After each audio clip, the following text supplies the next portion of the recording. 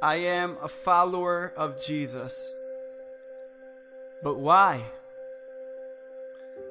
This cross is a reminder. It reminds me of a man who is special, different, and perfect. It reminds me about the only man who would take my pain and suffer from my pain. A man who gave me hope when I felt alone, who gave me love when I wasn't loved. For a guy like me who don't even deserve to live a life that he lives now, a different life. I don't deserve to live because, let me be honest, I used to hate Jesus because there were days where I prayed and it was like he didn't listen. Days where I felt like I lost something special. And that was my smile.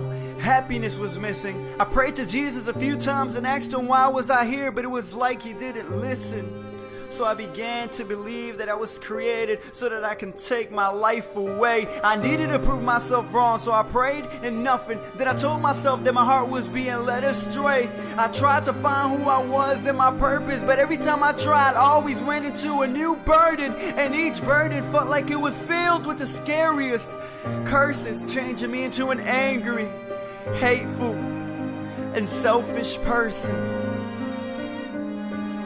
I hated who I became. I tried to ask myself why, but my mind could not explain why my life was just standing in pouring rain. And my friend kept telling me not to carry my life on my shoulders, that Jesus will take over, but I didn't listen. Like my life has gotten colder.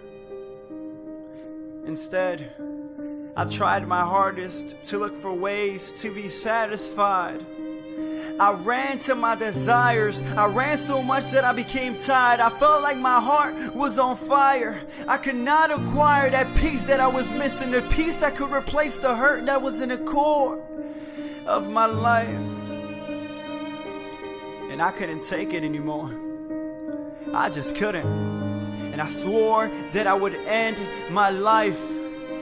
And I had this desire to commit suicide because so much pain was upon me. I wanted to die. I hated my life. I hated the pit I was in. My soul was blind. My heart was broken. I tried my hardest to ask for help, but instead I started to hide. But one thing that I did not notice was that God was in front of me waiting for me to take his arms so that he could restore my life. I knew that the only way out was to run to him. Then he would break the chains and replace them with his love and sacrifice. He gave me everything that I was needing, and that was his love. Listen to me, friend. He is worth seeking. He is worth seeking. What if you got to lose? If you messed up, you can ask for forgiveness today. He doesn't want pain or guilt in your life. The enemy wants to plant pain and guilt every day and night. He wants to stop you, but you cannot allow him to win. Run to the light of the world. That's Jesus. He isn't asking you to fix your life on your own. He wants to make his love known in your heart. Don't allow yourself to be torn apart.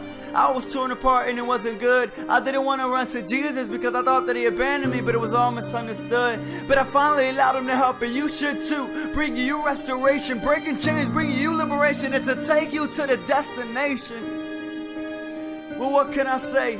Jesus did not come to this earth to condemn you. He came to save you. He came to offer you a new life, not to make you a better person, but into someone who is alive.